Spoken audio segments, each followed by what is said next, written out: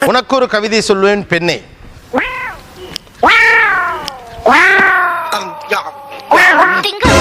கேட்டதுக்கு பதில் சொல்லு.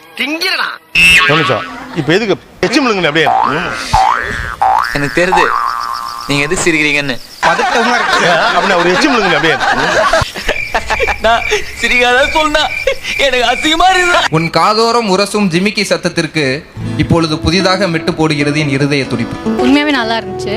ஆனா எனக்கு சொல்றத விட நீங்க எனக்கு என்னோட ஜிமிக்கிக்கு சொல்ற மாதிரி ஒரு இல்ல சார், நமக்கு எது அழகா தெரியுதோ அதுதானே சார் நம்ம வர்ணிக்க முடியும்.